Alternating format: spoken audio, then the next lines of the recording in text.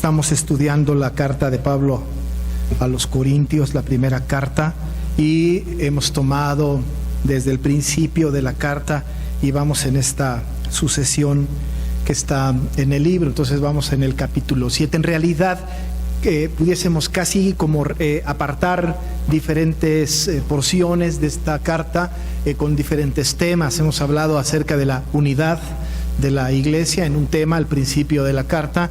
Hemos tocado un poco también el tema de la inmoralidad sexual, lo hemos tocado también a partir de esta carta en el capítulo 5. Hemos hablado acerca también de los asuntos que tienen que ver con los juicios, si es correcto llevar a un juicio civil algún asunto entre los creyentes, y también hemos entendido el alcance de la gracia del Señor, que aun y cuando nosotros pudiésemos tener una gran cantidad de pecados, la gracia del Señor nos cubre, nos alcanza, y decíamos, la gracia del Señor es muchísimo más grande que el más grande de nuestro pecado. Por lo tanto, creemos que la gracia del Señor es tan grande que no hay un solo pecado que no pueda ser perdonado, que no pueda ser limpiado con la sangre de Cristo. Entonces, íbamos en esto, vamos en esta sucesión de ideas. Ahora entramos al capítulo 7, que es como una sección aparte, aun y cuando sigue el mismo proceso de pensamiento del apóstol.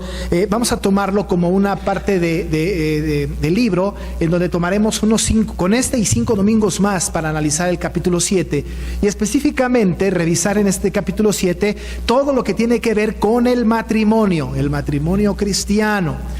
Yo sé que hay pasajes que hablan del matrimonio, Efesios habla del matrimonio, Colosenses habla del matrimonio, por ahí Apocalipsis un poco, pero tenemos que tener el consejo completo de Dios respecto a este tema, y Pablo va a escribir a los Corintios temas muy importantes como este que tiene que ver con el matrimonio. Pero tenemos que sentar un poquito el contexto de este capítulo 7. Debemos de recordar que Pablo le está escribiendo a la iglesia, a los santificados en Cristo Jesús, según nos cuentan los primeros versículos del libro. Está hablándole a los santificados, a los santos, pues a los redimidos.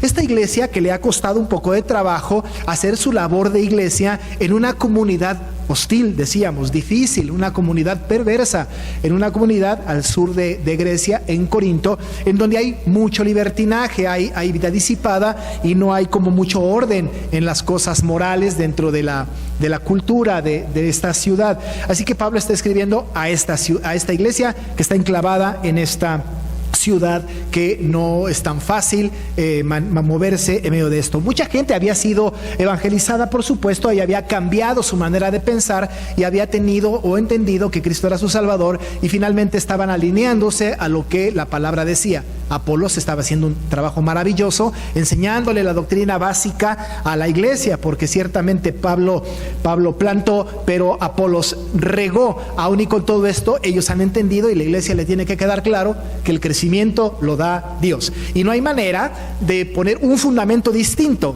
que el fundamento que es Cristo. Entonces Pablo ha insistido mucho en esto y atacó 2 o 3 puntos.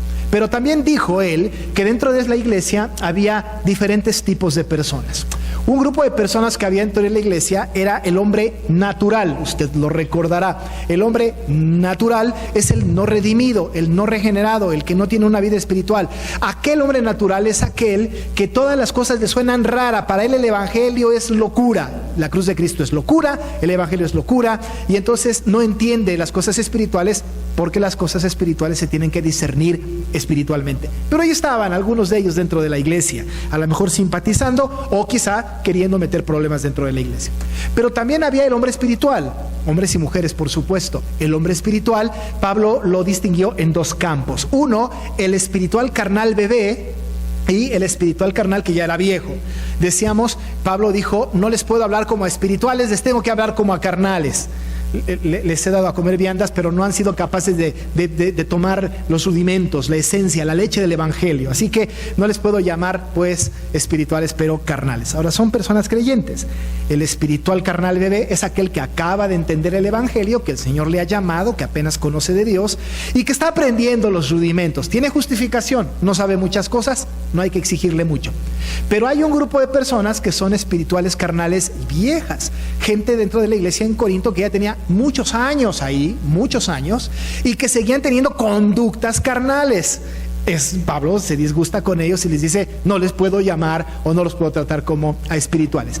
Dentro de estos grupos estaban diferentes personas que estaban trayendo cultura o estaban trayendo costumbres del mundo de a su alrededor y estaban empezando pues a poner en duda algunas de las cosas enseñadas en la palabra, estipuladas desde el principio, y que quizá estaban teniendo no tanto dudas como empezaban a entrar algunas corrientes equivocadas. Estas corrientes tenían que ver un poco con la tolerancia, por ejemplo, a las cosas de la inmoralidad sexual o al matrimonio, que están íntimamente ligados. Así que entonces seguramente había personas ahí que estaban desprestigiando el tema del matrimonio. El matrimonio no es bueno, no es necesario, y quizá estaban hablando de esto.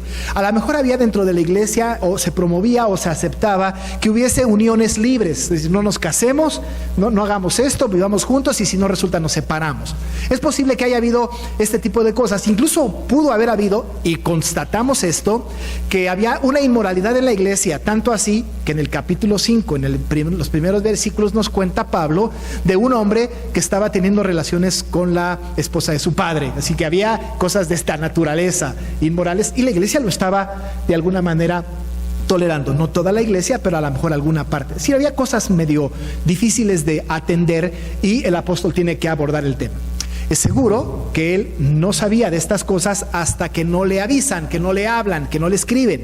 Entonces la cultura empezó a permear en la iglesia y empezó a hablarse en contra o cosas equivocadas respecto del matrimonio. Un grupo de personas escribe, le manda una carta al apóstol Pablo, y el apóstol Pablo tiene que responder ante sus preguntas. Lo podemos percibir porque en el primer versículo del capítulo 7 encontramos esto. Está diciendo Pablo, en cuanto a las cosas de que me escribisteis. Es decir, ya la iglesia había escrito al apóstol y había hecho preguntas respecto de todas estas cosas, y Pablo tiene que responder y decir, en cuanto a las cosas de que me escribisteis, y entonces va a dar instrucciones al respecto de lo que le preguntan. ¿Pero qué le preguntaron? Desafortunadamente nosotros no tenemos a nuestro alcance la carta que iba y venía, no tenemos esa carta perdida de Corintios, y es más, pudo haber habido más que una, pero no la tenemos en nuestro alcance, no sabemos qué decía, pero podemos intuir por lo que dice el texto las preguntas que le hicieron.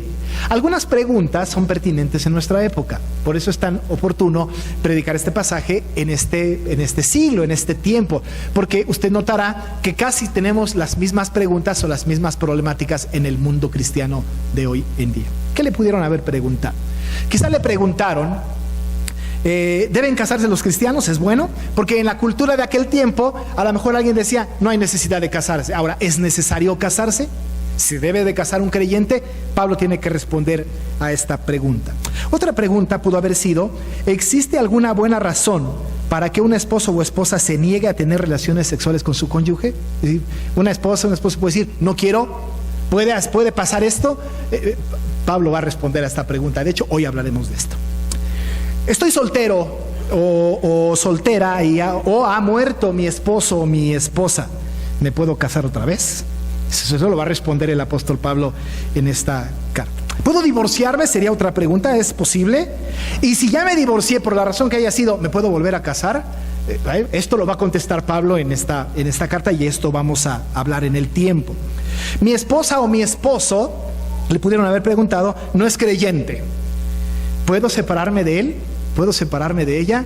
Pablo lo va a contestar. Soy virgen, o tengo una hija virgen, pero que ella es grande. ¿Puedo darla en casamiento o no? ¿Qué hago? ¿Que permanezca soltera toda la vida porque se le fue el tren? ¿Qué hacemos? Bueno, Pablo va a responder a esta pregunta.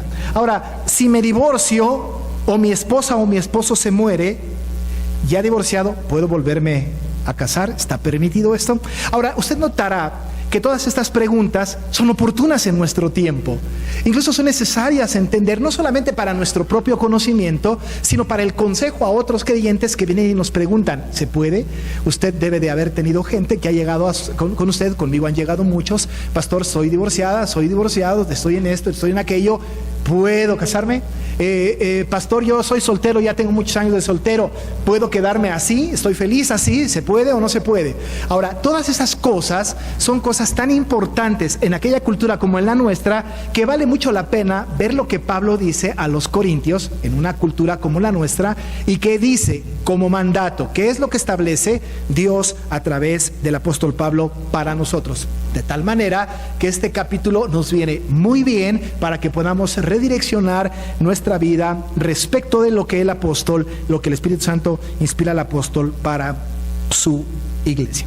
Quiero decir que el Señor ha establecido el matrimonio como una ordenanza de la creación. Y cuando hablamos de ordenanzas de la creación, alguna vez lo comentábamos, la ordenanza de la creación es todo aquello que el Señor hizo desde el principio, lo que ordenó desde el principio. Ahora, no lo que ordenó que lo haya acomodado, sino lo que ordenó como mandato. Todas aquellas cosas que Él ordenó, que Él mandó desde el principio, se llaman la ordenanza de la creación. Incluso cuando los fariseos en Mateo le preguntan al Señor si es lícito repudiar a la mujer por cualquier causa, Él en su argumentación dijo, al principio no fue así, y nos refiere a las ordenanzas de la creación. Bajo este principio tenemos que entender que el matrimonio es una ordenanza de la creación, porque el matrimonio no se le ocurrió a ningún ser humano, Dios lo estableció desde la creación. Es decir, el matrimonio está establecido desde la creación, y desde el principio Dios le dijo a Adán y Eva, por esto dejará el hombre a su padre y a su madre y se unirá a su mujer y los dos serán una sola carne. Desde el principio no hay forma de que esto se rompa o que cambie. Usted recuerde que Dios es inmutable, Él no va a cambiar de opinión. Así que el matrimonio está desde el principio. De ninguna manera tenemos que pensar nosotros que Pablo es antimatrimonio, no, de ninguna manera. Él mismo aquí y él mismo en Efesios y en Colosenses defiende el matrimonio, habla del matrimonio. Negar el matrimonio es negar que Dios dijo que no era bueno que el hombre estuviera solo. Dijo Él, no es bueno que el hombre esté solo, le haré ayuda idónea para él. Así que entonces sabemos esto.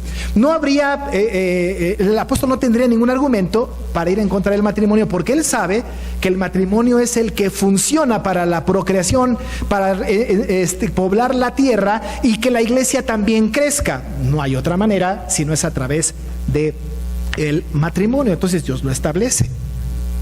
Por cierto, Pablo a los Efesios les está diciendo que el matrimonio ejemplifica la relación de Cristo con su iglesia.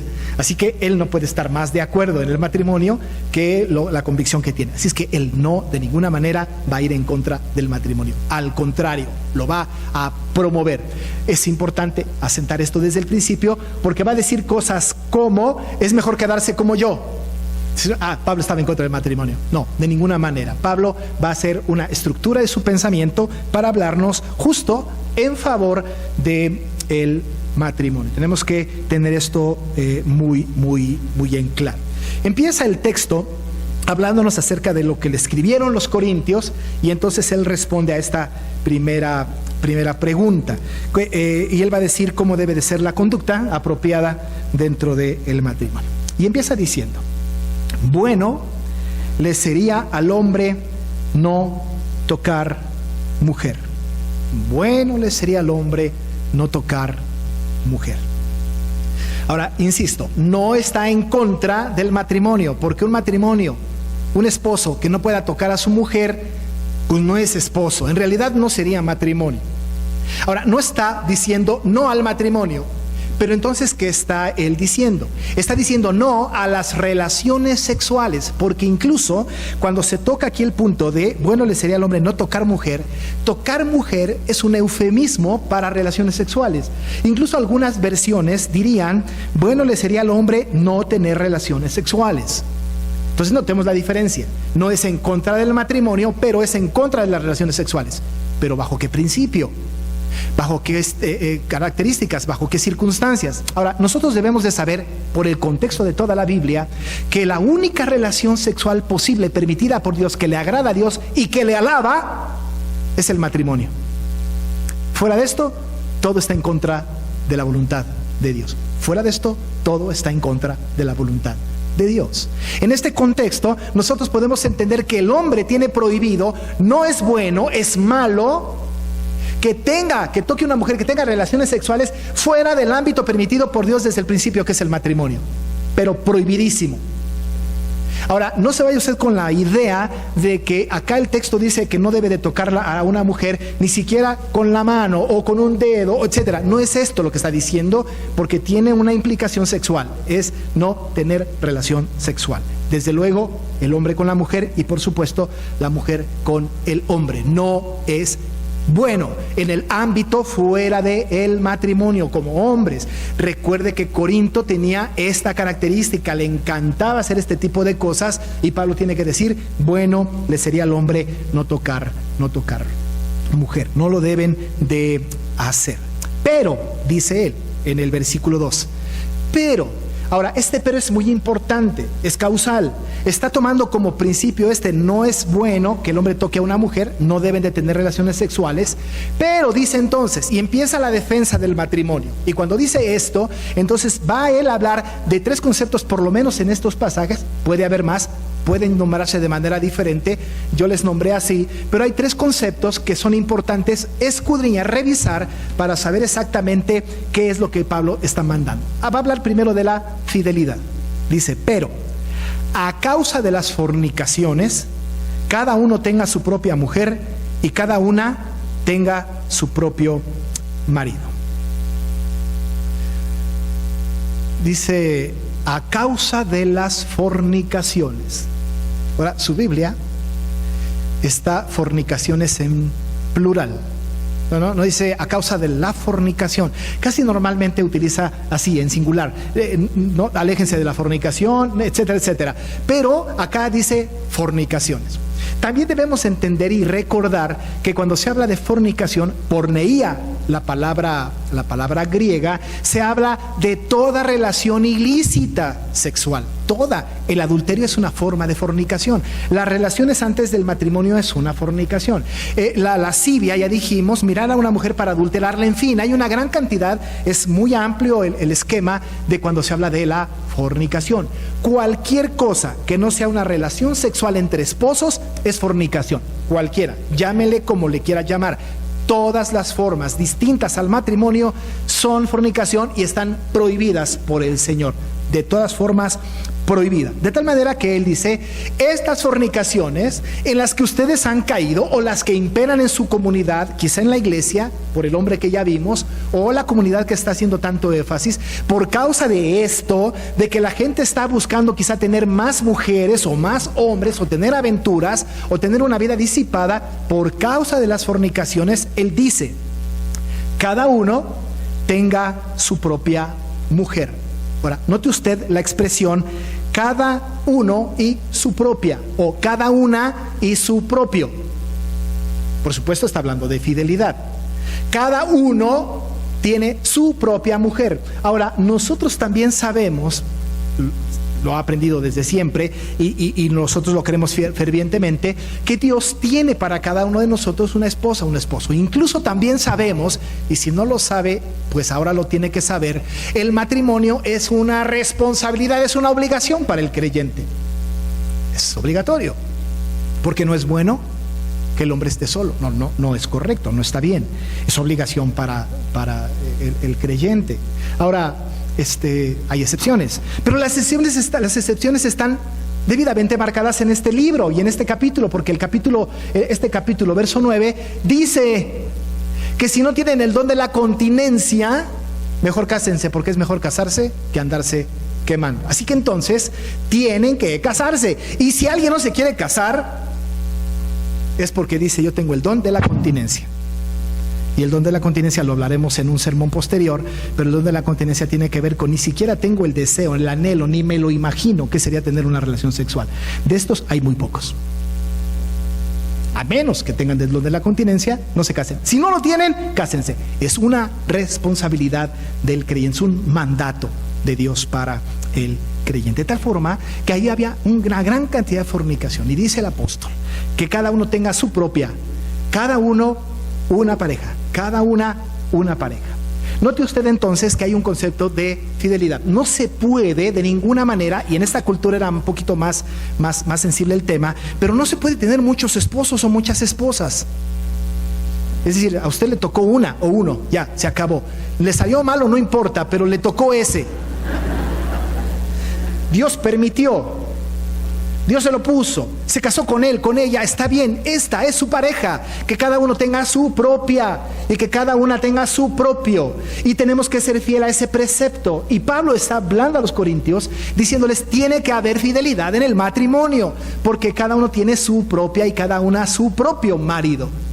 No tiene que buscar más, no es intercambiable, tiene que ser la persona que Dios puso para usted, para mí, para todos nosotros. Y además habla de esta propiedad: mi mujer, mi hombre, mi marido. Así es que hay un tema ahí de fidelidad que es muy importante. Pero después de la fidelidad, el apóstol habla de un asunto que tiene que ver con la autoridad, y habla de una mutua autoridad. En el versículo 3 y 4 dice él: el marido cumpla con la mujer el deber conyugal, y asimismo la mujer con el marido. Cumpla el marido el deber conyugal. ¿Qué será el deber conyugal? Usted se puede imaginar muchas cosas, pero el deber conyugal está un poco retirado de la responsabilidad del sostenimiento económico, que es importante. Un hombre no puede decir: mi responsabilidad es sostener a mi casa y es la única. No es cierto. Encima de esto está el deber conyugal, y el deber conyugal tiene un alto sentido sexual. Este deber conyugal tiene que ver: no puedes negarte sexualmente a tu esposa, y la esposa no se puede negar sexualmente a su esposo. Tienen que cumplir el deber conyugal. Asimismo, la mujer con el marido. No existe la posibilidad, y más adelante él va a poner las condiciones, pero no existe la posibilidad, amado hermano, hermana, de que usted diga a su cónyuge: yo no quiero tener relaciones contigo. Dice: cumpla su deber conyugal. Ahora, está hablando de un deber, y cuando se habla de un deber, es casi como pagar una deuda. Tú me perteneces, el Señor te dio para mí. Agradecido con el Señor, pago mi deuda y tengo que cumplir contigo, debo hacerlo, mi deber conyugal. Todas aquellas parejas que no tienen una vida sexualmente activa en su vida, por alguna razón que no sea médica o así, pero nada más porque no quieren o están enojados, no están cumpliendo el deber conyugal. Y el deber conyugal es una obligación del creyente, es responsabilidad de nosotros. Pero además, interesante que el apóstol diga esto. Dice, para hacer más fuerte la idea, la mujer no tiene potestad sobre su propio cuerpo sino el marido. Esto suena un poco mal, porque lo que está diciendo es que la esposa no es dueña de su propio cuerpo sino su marido. El marido puede estar contento porque puede decir: cuando yo quiera y a la hora que yo quiera, porque me perteneces. Tiene razón en cierto sentido. En realidad sí es cierto. La mujer no tiene potestad sobre su propio cuerpo. El marido sí, sobre el cuerpo de su esposa. Los hombres están contentos con esto, pero luego añade: ni tampoco el marido potestad sobre su propio cuerpo, sino su mujer. Están íntimamente relacionados y comprometidos en un deber conyugal. Y deben de ser conscientes de que yo no me pertenezco más a mí, le pertenezco a mi esposa, y mi esposa no se pertenece a sí misma, sino que me pertenece a mí. Y somos nosotros, tenemos una autoridad semejante. Usted sabe que desde el principio Dios le dio la autoridad al hombre sobre la mujer, en el sentido de que es cabeza de la familia, como Cristo cabeza de la iglesia, según Pablo a los Efesios. Pero en este asunto sexual están en igualdad de condiciones, y la autoridad es igual en el hombre y en la mujer. Porque el hombre no tiene potestad sobre su propio cuerpo sino su esposa, y la esposa no tiene potestad sobre su propio cuerpo sino su marido. Tenemos que hacerlo. Nosotros tenemos que cumplir nuestro deber conyugal, mi amado hermano. Y en sermones anteriores, en diferentes ocasiones, hemos dicho: es que lo tengo que hacer a fuerza. Pues no, lo puede hacer con gozo, incluso hasta con placer, pero de que lo tiene que hacer, lo tiene que hacer. Hágalo a la fuerza, o por placer o con gozo, pero hágalo, porque debemos cumplir el deber conyugal. Porque el hombre y la mujer no tienen potestad sobre su propio cuerpo, sino su cónyuge. Nos pertenecemos uno al otro. Eso es muy importante. Tenemos esta mutua autoridad. Y Pablo defiende este punto, porque seguramente en Corinto había personas que no querían tener esta condición. Quizá había personas que no querían entrar en esta condición. Quizá había personas que decían: yo soy dueño de mi propio cuerpo y hago con mi cuerpo lo que quiero, y cuando no quiero no lo doy. Dice Pablo: no, la mujer no tiene potestad sobre su propio cuerpo, el hombre no tiene potestad sobre su propio cuerpo, su cónyuge sí tiene, sí tiene. Pero sigue avanzando y entonces da un mandato. Versículo 5 dice: no os neguéis el uno al otro. Refuerza la idea. No se niegue el uno al otro. Dada la mutua autoridad en las cosas sexuales dentro del matrimonio, ninguna de las partes debe negarse a su cónyuge. No se puede negar. Ahora, claro que nosotros tenemos una gran cantidad de pretextos y de herramientas o de argumentos para no. Estoy enojada contigo. ¿Y sabe qué es lo que hacen las esposas y los esposos también? Nos castigan. No más. No habrá más nada. Se acabó. No cuentas conmigo. Dice la Biblia: no os neguéis el uno al otro. No se justifica el pleito entre la pareja para negarse el uno al otro. No hay manera de que usted se pueda negar ante su esposo o esposa. No hay forma. Pero el apóstol entonces, hablando de esto, va a decir algunas cosas que las que usted puede no hacerlo. Pero estas cosas que va a decir el apóstol Pablo tienen una gran carga espiritual. No puede usted negarse a su esposo o a su esposa porque están peleados.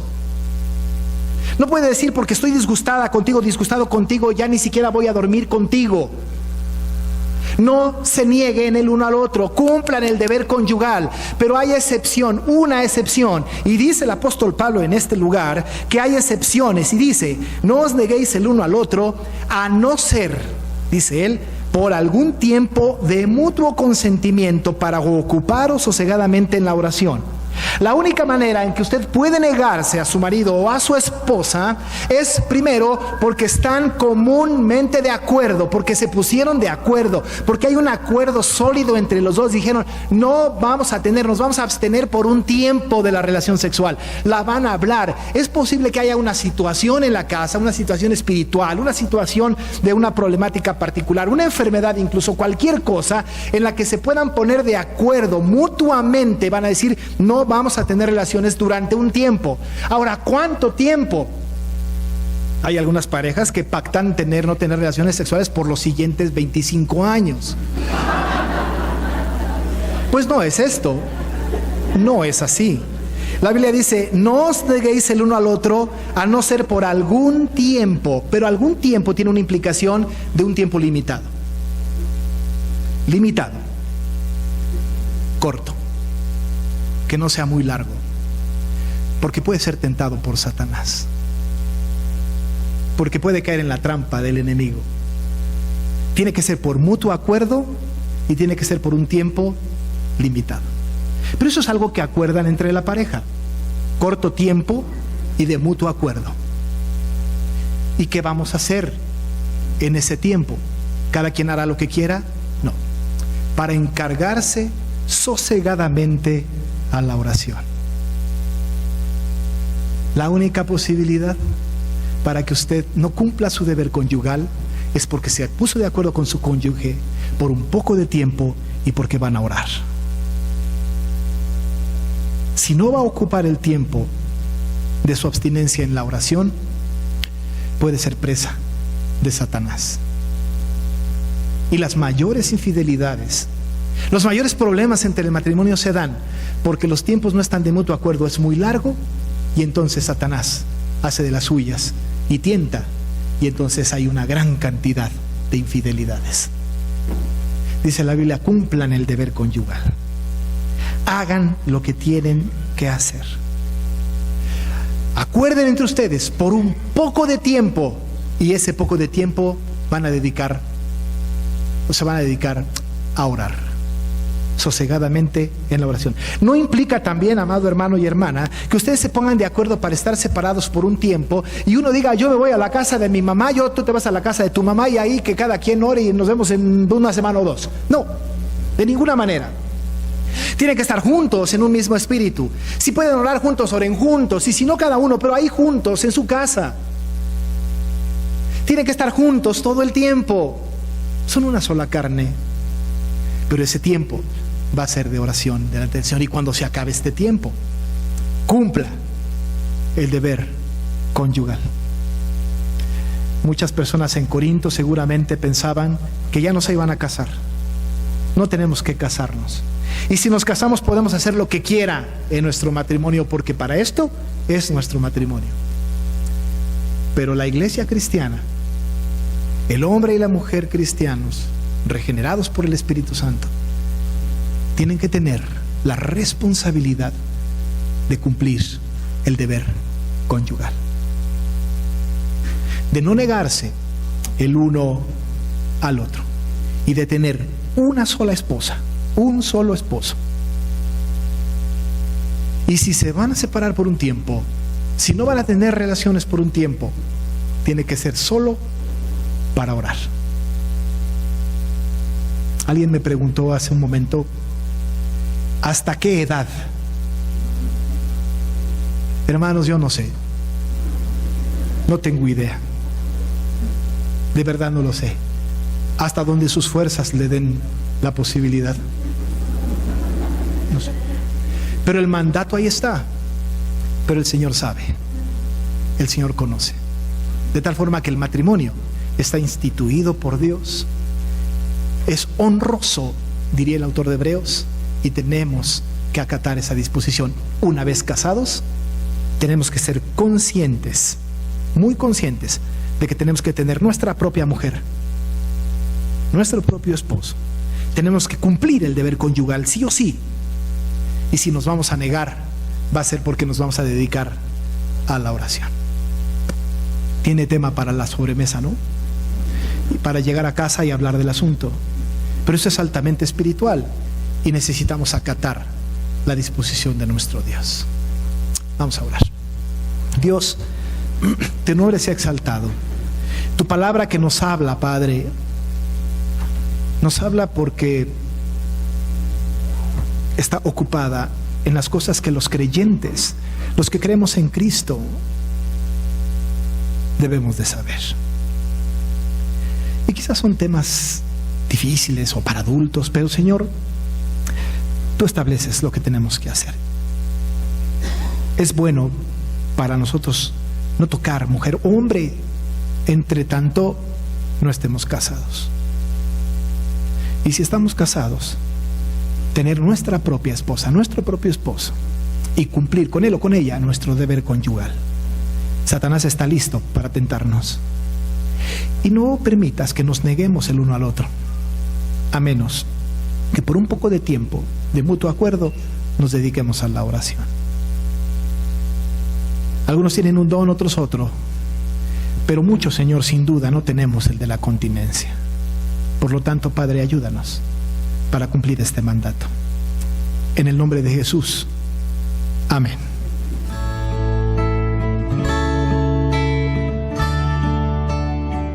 Iglesia Nacional Presbiteriana Príncipe de Paz, ubicada en Humboldt número 50, Colonia Centro, México DF. Si desea mayor información, puede comunicarse al 5518-6114 y 5518-5900 o en la página de internet www.inp-príncipedepazcentro.org. Recuerde que esta puede ser su iglesia.